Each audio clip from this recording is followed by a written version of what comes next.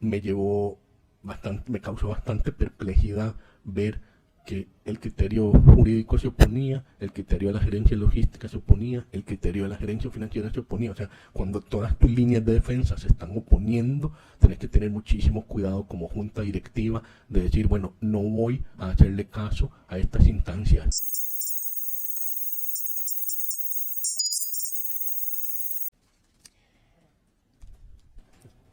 Jura ante Dios o por lo más sagrado de sus principios y creencias decir la verdad y nada más que la verdad en todo lo que se requiera o pregunte en esta comisión. Sí, juro. Muchas gracias, puede tomar asiento. Y le solicito, don Álvaro, antes de comenzar su exposición, si puede indicar su nombre completo para efectos del acta, y como le decía, le voy a dar 15 minutos iniciales para su exposición. Muchas gracias, señora presidenta. Álvaro Roberto Ramos Chávez. Sí, gracias por el espacio, gracias a esta distinguida comisión por convocarme sobre este tema tan importante que atiene a una institución como la Caja y que creo fundamental para la paz social costarricense, y no lo digo como un cliché, sino como algo que he estudiado que muy a fondo y que he tratado de llegar a las raíces de por qué, y fundamentalmente tiene mucho que ver con que es uno de los principales instrumentos a través de los cuales la clase media costarricense tiene acceso real al derecho a la salud. Ese es el tema medular, y subsidiariamente el derecho a la pensión, pero ese tema es una discusión más técnica y no es tan atinente a lo de hoy. Tal vez me gustaría enmarcar un poco cómo llegamos aquí y algunos de los hilos conductores que llegan a la situación que estamos viviendo con el caso Barrenador. El primer tema tiene que ver con la situación inusual que tiene la Caja relativa a otros sistemas de salud del mundo. La inmensa mayoría de servicios de seguridad social son fundamentalmente hospitalarios o clínicos o curativos, si los quieren ver así, y típicamente el rol de salud preventiva recae en el Ministerio de Salud. Eso es lo usual. Y bueno, existen muchísimas maneras o arquitecturas institucionales para resolver el tema de cómo proveer la salud primaria. Entonces, obviamente, puedes hacerlo vía un servicio privado que es pagado públicamente, un servicio privado que es pagado privadamente, etcétera, etcétera. Hay muchas maneras de hacerlo. En Costa Rica, hace ya varias décadas, se fue tomando la decisión de que el Ministerio de Salud no fuese el que proveyese este primer nivel de atención, sino que fuese la Caja. Y en esa transición de que la Caja empezó a proveer el primer nivel de atención, vino, por así decirlo, heredado el tema de las cooperativas de salud. Pero hay que entender que en Costa Rica nunca ha sucedido que un EVAI, para decirlo en simple, de la Caja es entregado a una cooperativa de salud. No, lo que ocurre es que todos estos EVAI o centros de atención de primer nivel desde el inicio eran de las cooperativas de salud. Pero entonces hay que verlo como una herencia y no tanto como un proceso que alguna vez se discutió a fondo en la Caja. Hace ya varios años se empezó a hablar de que había que reglamentar este proceso, y ahora me gustaría tocar un segundo hilo, este concepto de la reglamentación de los servicios de terceros en un espacio como el de la Caja. Resulta que en realidad hay dos niveles a esto. El primero, la junta directiva, ya como un concepto de gobierno corporativo moderno, se supone que las juntas directivas no adjudiquen contratos, y esto me lo indicó incluso la propia señora Contralora de la República, doña Marta Costa, en mi primera semana como presidente ejecutivo. Tuvimos una larga conversación de muchos temas, y uno de los temas que se tocó fue que a nivel de gobernanza corporativa no es sano que la junta directiva adjudique. Lo sano es que una junta directiva reglamente, y a partir de esa reglamentación de cómo debe procederse con las adjudicaciones, ahí sí existen instancias técnicas y gerenciales que determinan cómo se adjudica. Y entonces, por supuesto, esto es muy relevante al caso que nos compete, porque existía un reglamento de tercerización. Cuando se me indicó que algunas de las dificultades, y obviamente ya después estoy seguro que van a ampliar sobre eso, vivimos desde que yo estaba en el presidente ejecutivo, fue muy evidente lo controversial que era este contrato. Hay contratos de los que nadie habla y que literalmente uno se entera cuando llegan a la junta directiva para ser adjudicados. Y hay otro que es una efervescencia constante. Prácticamente todo el mundo te quiere hablar de ello. Este era uno de esos. Casi que toda todas las instancias con las que uno podía hablar que tuvieran algo que ver con el caso, te lo sacaban. Entonces eso lo traigo a colación como para ilustrar que esto jamás puede haber sido algo que llegó de sorpresa a la Junta Directiva o algo que llegó de urgencia a la Junta Directiva. No, ténganlo por seguro. Si los meses que yo estuve son reflejo de lo que hubo después, que esto fue un tema que constantemente se discutió en múltiples niveles de la caja y probablemente fuera de la caja. Entonces, bueno, ¿por qué es esto relevante? Porque claro, el germen, o por decirlo de alguna manera, del conflicto que había a nivel contractual tenía que ver con la forma en que el contrato de las cooperativas se apegaba o no se pegaba al reglamento de tercerización. Pero el reglamento de tercerización fue derogado en marzo del 2023. Esta derogatoria desde el inicio me causó bastante sorpresa, porque de alguna manera va a contrapelo del espíritu de lo que me había indicado la señora Contralora. Piénselo por un minuto, si la lógica siempre es mejor que la Junta Directiva reglamente para de alguna manera enmarcar el proceso de adjudicación, lo que procedía, si había algún tema con el reglamento, era pues modernizar el reglamento, reformarlo, modificarlo, pero no derogarlo, porque entonces perdés el marco que te protege a la hora de tomar una decisión en la Junta Directiva de adjudicar, ojo, que se supone que es lo que no debes estar haciendo desde un punto de vista de gobernanza moderna. Y ojo que todo esto no tiene nada que ver con si lo hiciste bien o mal, o hiciste el procedimiento, no, ya es como un tema más conceptual. Bueno, entonces este es uno de los hilos que yo quería tocar, de que a nivel de gobernanza corporativa no era sano estar adjudicando, más allá de si se cumplió el debido proceso en esto. Y el segundo tema crítico en gobernanza corporativa moderna es que hay una expectativa, y lo digo desde la perspectiva de que fui superintendente de pensiones, hay una expectativa de que aquel que gestiona un fondo, y recuerden que la caja fundamentalmente es dos enormes fondos, ¿verdad? Es el fondo de salud, del seguro de salud, y el fondo del seguro de pensiones, son dos enormes fondos, ya que además, y esa es la vivencia práctica de la inmensa mayoría de ciudadanos, ya que además provee los servicios de salud, eso es otro tema, pero fundamentalmente son dos enormes fondos, son dos enormes seguros.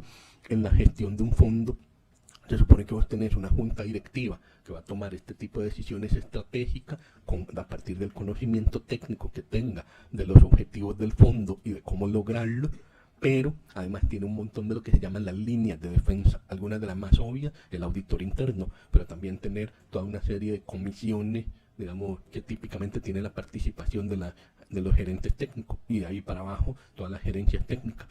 En la lógica de la línea, y por supuesto un asesor jurídico, que en el caso de la caja es un director jurídico, pero bueno, la lógica siempre es la misma, tenés una junta directiva, un auditor, un asesor jurídico, unas gerencias técnicas, etcétera. Digamos, es una configuración bastante clásica que se reproduce con bastante similitud a lo interno de la caja. Bueno, entonces, naturalmente, la inmensa mayoría de las decisiones en la caja, puedo hablar por los meses que estuve ahí, llegan todas las decisiones con múltiples criterios técnicos, criterio de la dirección jurídica, criterio de la gerencia médica, criterio de la gerencia de infraestructura, criterio de la gerencia financiera, criterio de la gerencia logística, etcétera, etcétera.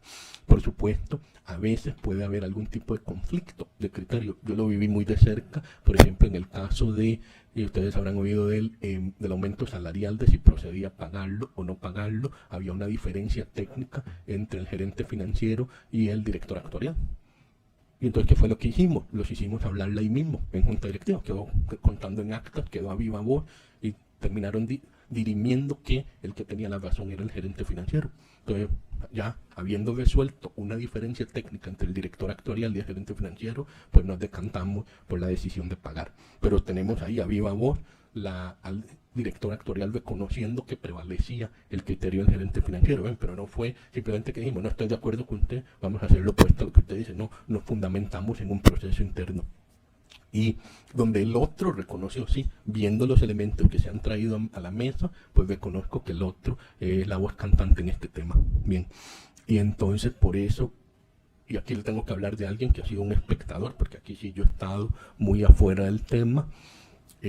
Me causó bastante perplejidad ver que el criterio jurídico se oponía, el criterio de la gerencia logística se oponía, el criterio de la gerencia financiera se oponía. O sea, cuando todas tus líneas de defensa se están oponiendo, tenés que tener muchísimo cuidado como junta directiva de decir, bueno, no voy a hacerle caso a estas instancias técnicas, ¿verdad? Y entonces esa dinámica pues resulta bastante inusual en el seno de la junta directiva.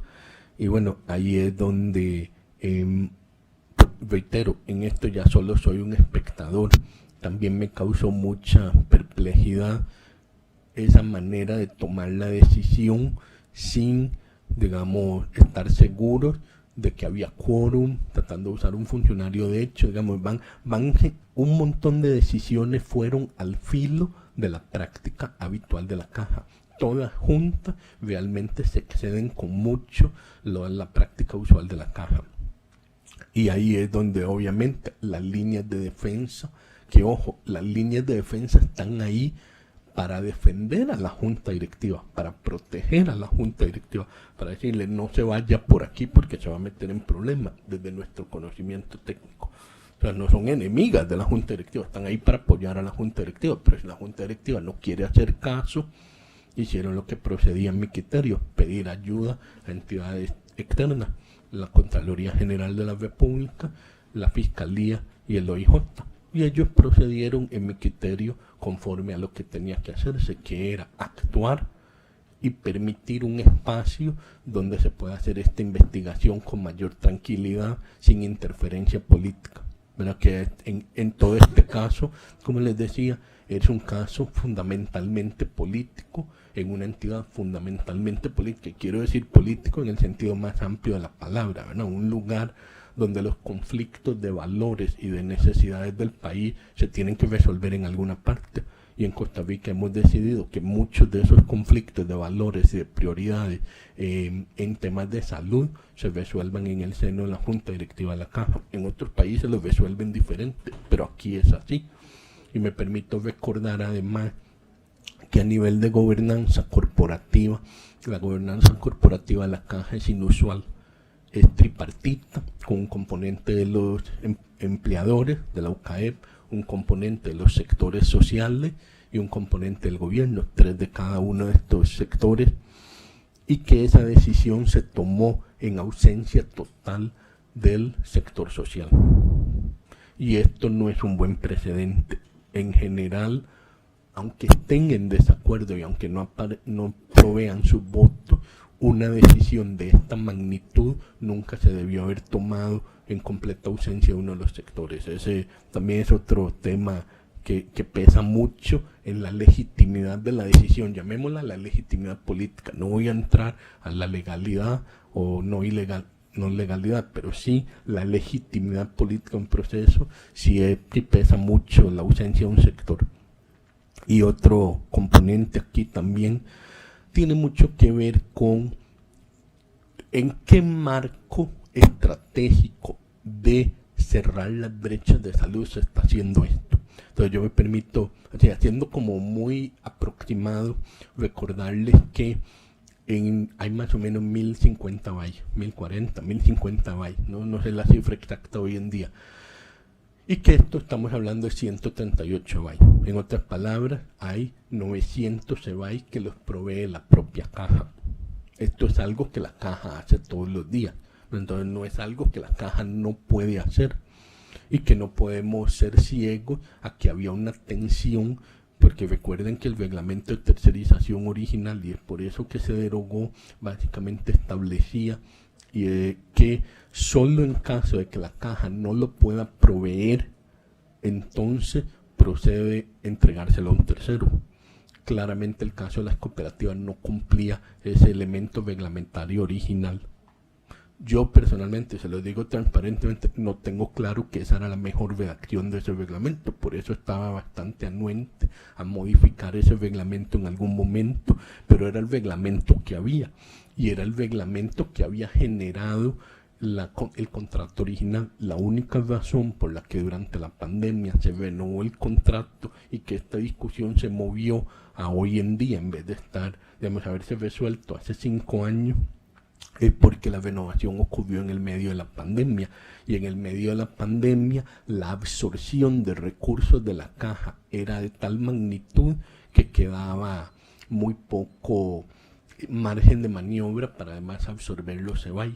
Pero claro, lo Perdón que tenía que intranquilo... ¿Y cuánto me queda? Perdón que lo interrumpa, don No, Álvaro, tranquilo. ya venció su tiempo, pero le puedo dar 3 minutos más. 3, está bien, ya con eso cierro esta idea. Muchas gracias, señora Perfecto. presidenta. La magnitud del problema de del problema de la pandemia y que bueno, la caja hizo lo indecible por frenar la pandemia y lo hizo bien y los funcionarios hicieron un trabajo magnífico, pues entonces no había espacio para además absorber 138 EBAI. La gran preocupación que había alrededor de este contrato cuando yo llegué era que más bien el argumento de muchos de los funcionarios era, bueno, ahora sí tenemos la capacidad de absorción y el reglamento exige que absorbamos aquello que sí se puede absorber. Entonces ahí era donde esa exigencia a mí no me terminaba de quedar muy claro, pero era lo que estaba. Y por eso sí había una lógica. Bueno, si usted no quiere un contrato en el que poco a poco se pretende absorber esos EBAI de una manera ordenada, entonces tiene que cambiar el reglamento. Pero por eso ustedes van a ver que mucho de la lógica de esto gira alrededor de la derogatoria al reglamento. Y bueno, creo que cerraría con la siguiente idea.